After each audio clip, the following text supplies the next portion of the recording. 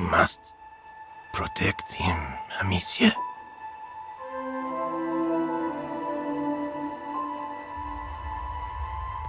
A Plague Tale Innocence is an action-adventure stealth game for PS4, Xbox One and PC. It feels like a big cross between Naughty Dog's The Last of Us, Arcane Studios' Dishonored and Dontnod's Vampire, and for the most part it pays off. The game's really atmospheric and it can be pretty tense at times as you navigate the world avoiding swarms of plague rats and soldiers known only as the Inquisition. It runs very well and is fairly glitch-free. I played on vanilla PS4, and it's ultimately a solid reminder of how refreshing indie games can be, free of all that AAA fluff and microtransactions. The game's biggest failing is, unfortunately, that the gameplay itself is very minimal. This is an action-adventure game that is really light on the action. This is a deliberate choice to make you feel vulnerable as a player because your character isn't exactly a warrior. This functions to represent her character in gameplay, which is a good thematic choice, but it doesn't make for the most fun. If you've read the title, Aren't You Clever?, the game has a major focus on innocence. You play as Amicia de Rune, the young daughter of a knight in France during the 100 Years' War in 1338. The game opens with Amicia and her father on a walk in the forest with their 12 out of 10 good boy, Leon.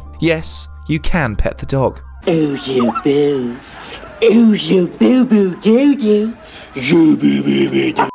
Your estate is then attacked by the Inquisition, who are looking for her younger brother Hugo, who is afflicted with a strange sickness, and you both escape into the wilderness alone. Both of your parents are seemingly killed, and it's up to you to protect yourself as well as young Hugo. Your job is to keep him alive and find a way to treat his sickness. You meet a few different companions along your way, but the core of the adventure is all about Amicia and Hugo and their relationship. Hugo has spent most of his life locked indoors, so really doesn't know anything about the world. So Amicia is as much a teacher as his protector at this point. The game is primarily a stealth puzzle game with avoiding combat being the main focus. There are times when lethal force is necessary, and what makes these moments interesting is how Amicia responds to her own actions. As I said, she's not a warrior, she's just the young daughter of a knight. She's not used to killing. She is pretty much just as innocent as Hugo in the beginning, but is forced to take drastic actions in order to keep him safe. Over time, she does get more comfortable with the killing, even sounding spiteful and vengeful at times. You unlock a variety of items which can be crafted and upgraded throughout the game, and your primary weapon is a slingshot. You can be more quiet but less accurate if you throw objects by hand, or you can be more precise but much louder if you use the slingshot. Unfortunately, avoiding combat isn't just the dominant option, it's often the only option. The game lacks variety in its enemy encounters, and where other games have really pushed the envelope by adding various ways to tackle these moments, this game feels like something is missing. Giving the player more agency over how to handle these situations would really elevate these stealth sections,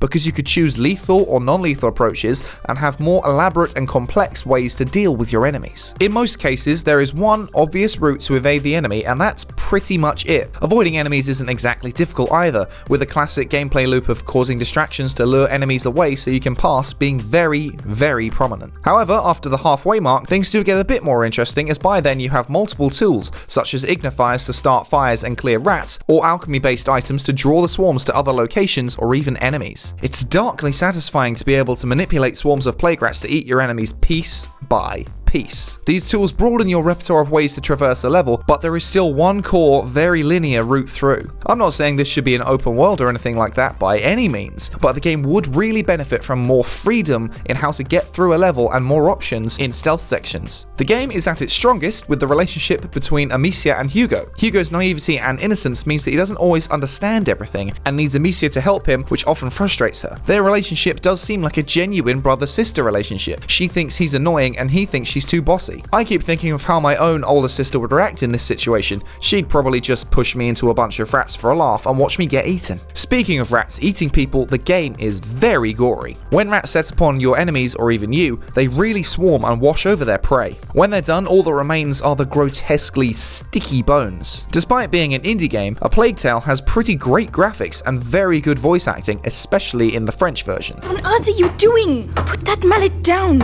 Are you stupid or what? I am not stupid! Don't shout! Children, that's enough noise! I want to see Mummy! Shut up! You're going to get us killed! The performances feel genuine despite being delivered in thick, but never stereotypical, French accents. It helps that the actors playing these characters all seem age appropriate to their roles, giving them a more believable sense of innocence. You know, that overarching theme. But make no mistake, this isn't just a fun romp with siblings out in the wilderness. This is an adult game with brutal violence and an abundance of gore. The game does a really great job of avoiding the constant misery and wallowing in its own angst, like a lot of games in this sort of genre end up doing. The moments of graphic body horror and violence are counterbalanced by heartwarming scenes where Hugo puts flowers in Amicia's hair or where they reminisce about home. These moments help to reaffirm the game's concept of innocence and strengthens the close relationship between the two siblings. The game's overall feel is really well implemented, and while the gameplay is questionable, the less aggressive approach is in line with Amicia's character. The mix of heartfelt and somber tones is expertly threaded through the narrative and is bolstered by Olivier de Riviere's fantastic score. Désolée, j'aurais pas dû te laisser tout seul. C'était trop risqué.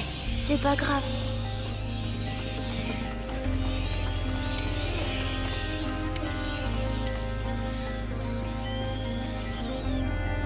Je connais ce dessin. Un tabard de croisée.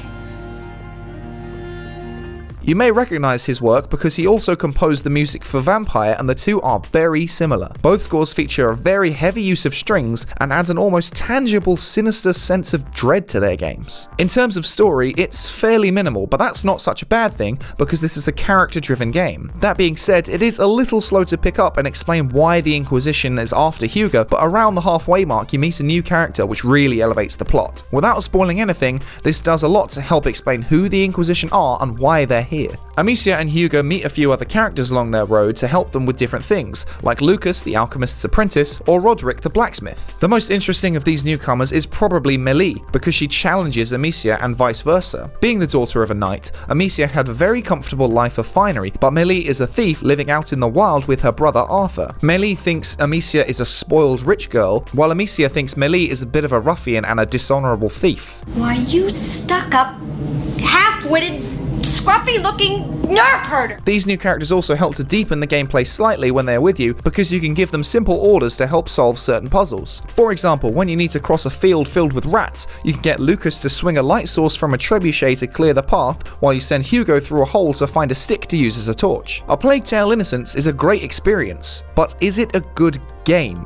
It's tense, atmospheric, sincere, moving, very well acted, beautifully scored, but the limited and linear gameplay itself is where it really falls down. The simple and, to be brutally honest, sometimes dull stealth really holds this game back from being great. It's definitely worth your time if you like the gloomy setting and the focus on close character relationships. It was released at around £35 or $45, and that's a decent price for the game, but if it was the industry standard price, I wouldn't be able to recommend it. This is the kind of game that reviewers tend to like because it's indie and it's artistic, but the core gameplay leaves a lot to be desired. If you like walking simulators, but you want a bit more action gameplay but not a full-on action game, this one is definitely good for you. It's an original story from a studio that previously had only worked on Disney movie tie-ins. It hits plenty of great points, but also a fair few bad ones. Ultimately, despite the fairly linear gameplay, I have really enjoyed A Plague Tale Innocence, and I think if you like games like Vampire or Hellblade, this is definitely one for you, because those games obviously aren't super gameplay heavy, but they're very story heavy, and they've got a lot of atmosphere and style and tone to them. This game's not exactly a shooter, and it is very light on the action, but it's got such a solid, thick atmosphere that I definitely think it's worth a look. And for just 35 quid or $45, you can't really go wrong. But anyway, that's just what I think about A Plague Tale Innocence, which came out earlier this week. But let me know what you think. Have you picked up the game? Are you gonna pick it up? Do you like this sort of grim thing, or is it just too miserable for you? Make sure you let me know down in those comments. Remember to subscribe if you're new around here. If you like the content we've been making and you want to help us make it, go on over to patreon.com/prettygoodgaming. You'll get early access to our podcast, as well as our Discord channel and a bunch of other stuff. We'll see you next time.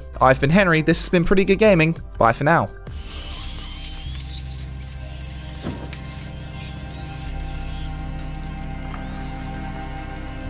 Ces brindilles brûlent trop vite. Je pourrais pas les repousser assez longtemps. Attends, j'ai quelque chose pour